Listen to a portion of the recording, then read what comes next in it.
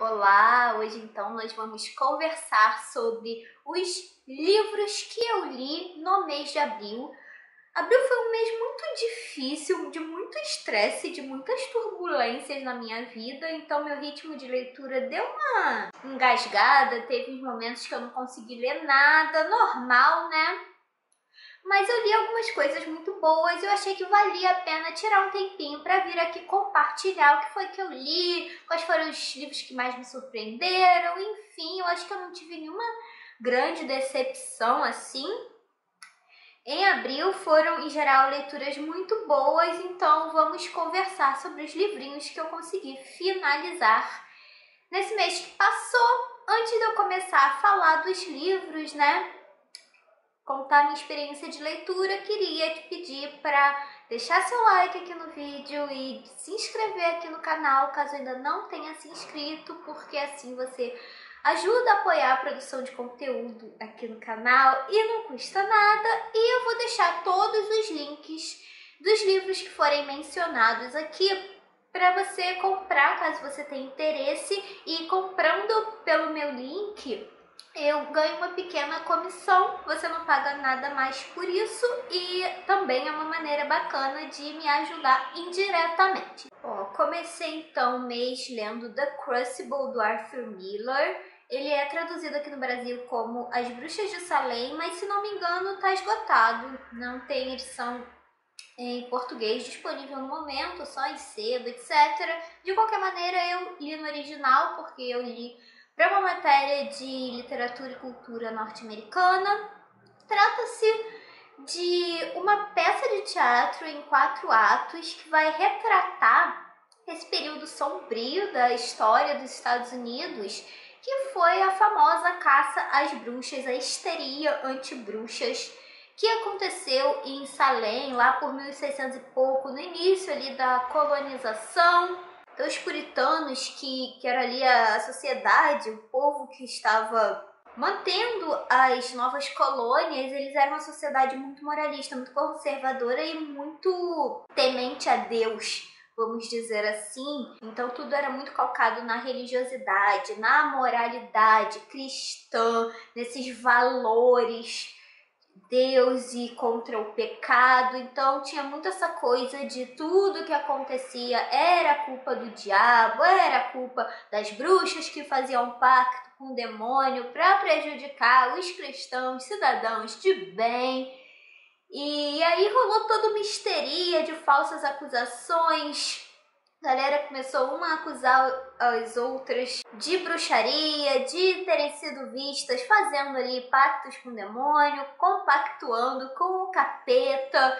E a gente vê que algumas pessoas faziam isso porque elas tinham muito medo dessas forças ocultas, elas realmente acreditavam naquilo, mas que também tinha muita gente que estava denunciando seus vizinhos, seus colegas por motivos absolutamente falsos e egoístas, vamos supor. Estou com ciúme de pessoa X, vou acusá-la de bruxaria.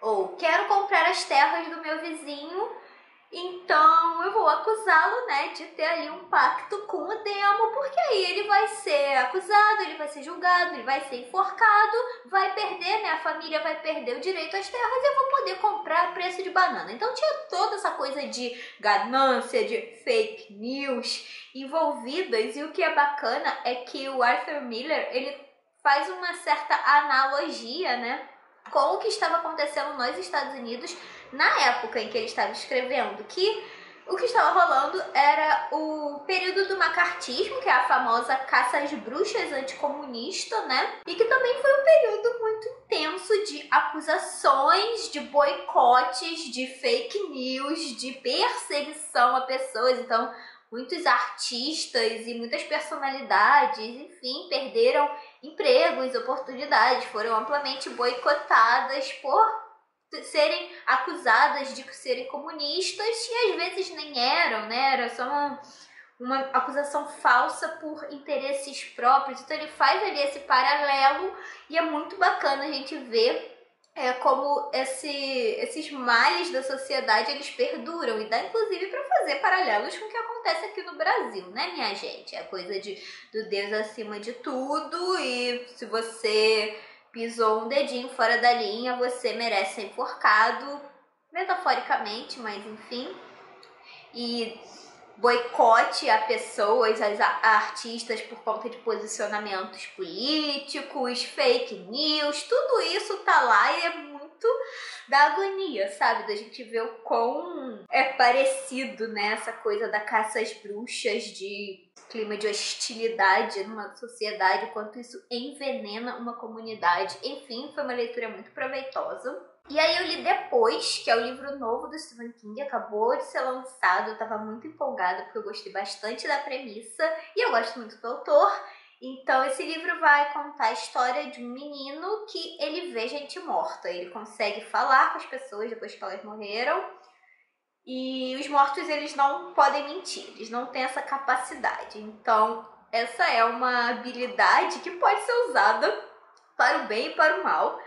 Então, esse narrador, ele tá contando a vida dele em retrospecto, né? Ele já tá adulto, contando sobre alguns episódios que aconteceram em sua infância e em sua adolescência, o que esse estranho dom fez por ele, né? O que ele teve que passar, os perrengues que ele teve que aturar por conta desse dom. E é muito divertido. Eu acho que o Stephen King é maravilhoso em escrever personagens que são crianças, que são adolescentes. Eu acho que fica muito verossímil, porque ele escreve de um jeito que você acredita que realmente está entrando nas memórias de uma criança com dons especiais.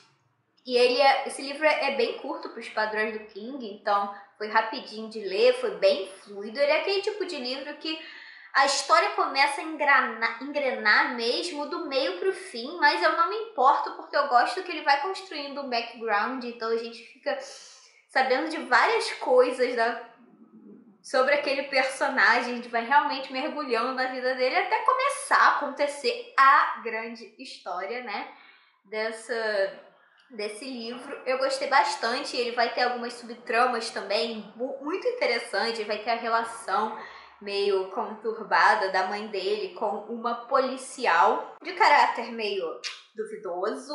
Aí a gente vai ter a relação dele com um vizinho velhinho que é muito fofa. A gente vai ter, enfim, uma série de questões sendo ali discutidas ou passando. Mas enfim, um livro que gostei muito. Ele se diz um livro de terror, isso é reiterado várias vezes durante a narrativa, mas eu mesma, pessoa física, não senti medo lendo.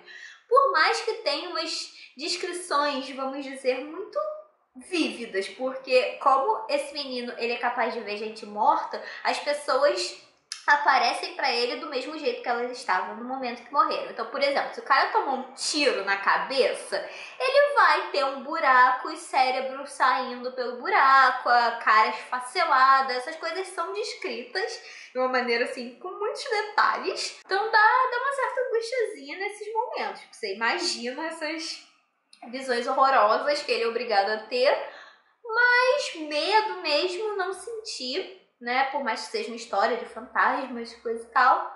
Eu li de noite e foi de boas. Enfim, eu gostei muito. Ele vai trazer em algum momento uma referência a outra obra, a outro clássico do King. Foi ótimo, porque é um livro que eu amo e foi bom ter esse crossover assim rapidinho. Para quem não tiver lido, não tem problema, porque não vai ser spoiler nem nada, só vai ser tipo um extra se você captar a referência. E aí eu li o Concertos de Oficina da Claudia Gelb, não tenho certeza, é autora nacional, uma coletânea de contos, está disponível no Kindle Unlimited.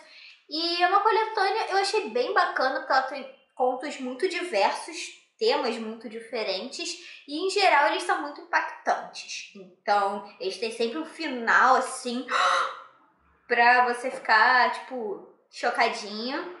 Então, isso eu gostei muito. São todos contos muito curtos e eu já comentei aqui várias vezes que eu acho que é muito fácil o escritor perder a mão nesses contos curtos, porque narrativas breves, elas parecem fáceis, mas elas são muito difíceis de serem construídas, porque não pode estar nada sobrando ali, nem faltando. Você tem que contar com o leitor para preencher certas lacunas, não pode entregar tudo de bandeja. E é muito difícil dosar, né? Fazer isso de uma maneira equilibrada. Então, eu não gosto de várias das coletâneas de contos curtos que eu já li na vida, mas essa eu gostei. Eu acho que eles foram, em geral, né? Tipo, como toda coletânea desse tipo, tem alguns contos ruinzinhos, outros mais ou menos, mas em geral eu gostei bastante. Eu acho que vale a pena conhecer essa autora, então fica aí a dica também. E aí uma outra autora nacional que eu li, dessa vez um romance, foi Os Tais Caquinhos, da Ana Tércia Pontes, lançamento da Companhia das Letras. Eu adorei esse livro, ele também é narrado por uma adolescente em primeira pessoa. E eu achei tão interessante a voz dessa personagem, porque ela tem todas as chatices que a gente espera da adolescência, mas ao mesmo tempo ela passa por uma situação muito peculiar e coisas vão acontecendo na vida dela. Enfim, ela vai contar a história dessa adolescente que mora com o pai e com uma irmã que também é ali jovenzinha. A mãe a gente não sabe muito bem o paradeiro, ela fugiu, sumiu no mundo.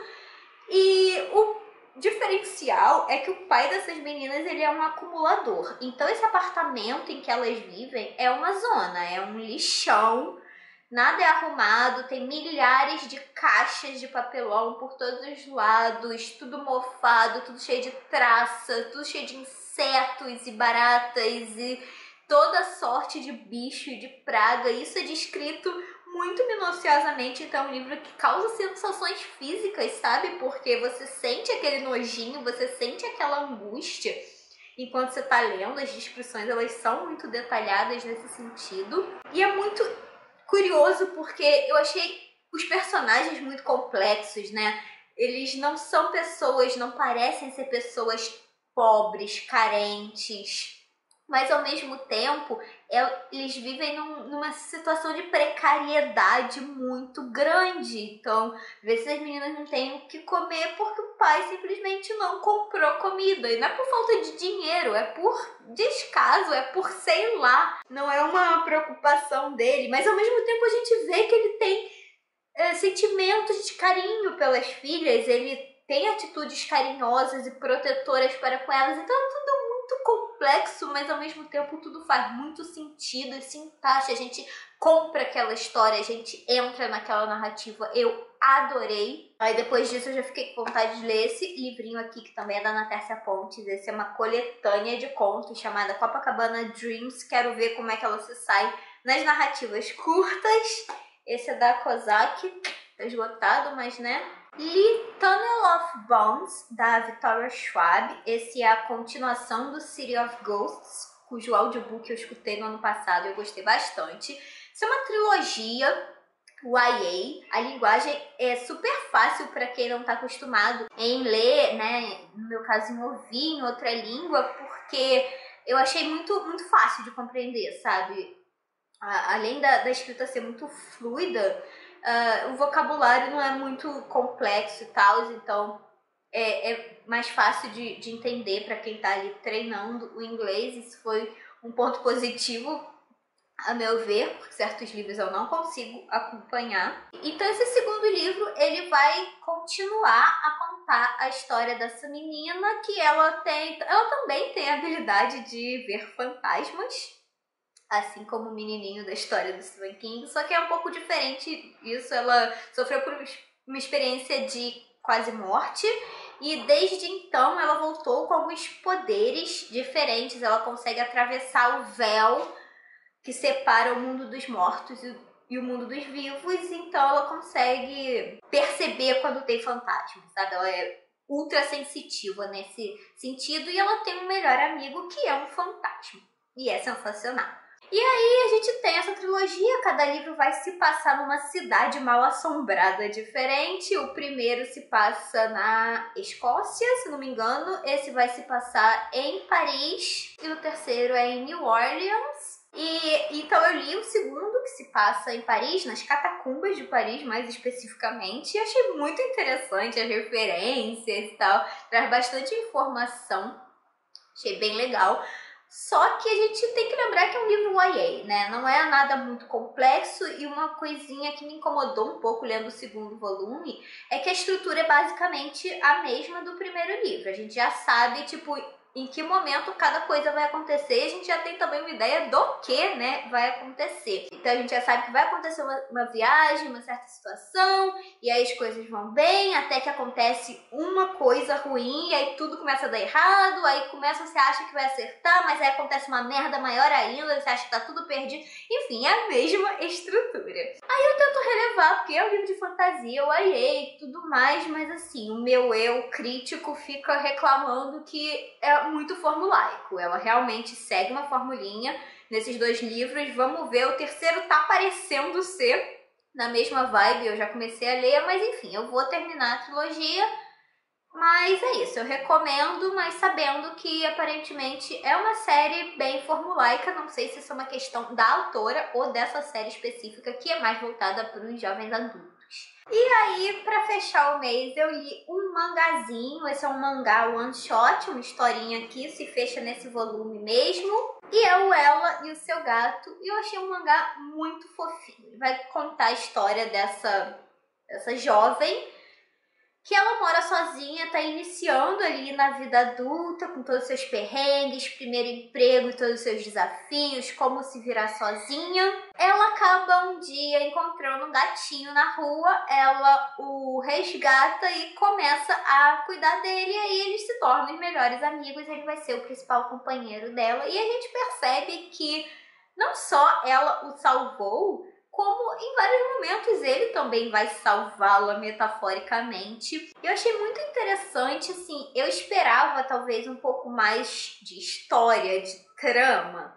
Ele é muito contando o dia a dia desses amigos, né, dessa menina e do seu gatinho. E é narrado sob a perspectiva do gato, que eu achei bem legal, né? O gato narrando a história em primeira pessoa. E é um mangá que vai tratar muito sobre a solidão, né? Os perrengues, as dores e as delícias de você viver sozinha. E vai ter algumas questões que eu me identifiquei muito, né? Porque essa questão da solidão mesmo, e você começar a sua vida adulta sem saber muito bem, sem ter um manual de instruções, e ter dificuldades de relacionamento e de dialogar e se comunicar. Tem a questão do trabalho também, você começando ali a sua vida profissional, você vai dar algumas bolas de fora, é normal. Então tudo isso tá nessa historinha curta. Eu me identifiquei muito, eu acho que a Fabizinha mais jovem, de uns 10 anos atrás talvez, se identificaria ainda mais, mesmo não tendo um gato, porque muitos dos dilemas que essa personagem vive, eu também já passei no início da minha vida adulta, e quem nunca, né? Então, deu um quentinho no coração, foi uma boa leitura sim. E é isso, essas foram as minhas leituras do mês de abril. Conta pra mim nos comentários se você já ouviu falar, se você conhece, já leu algum desses livros, se você se interessou por algum deles em particular. Eu vou ficando por aqui, agradeço muito pela sua companhia e a gente se vê no próximo vídeo.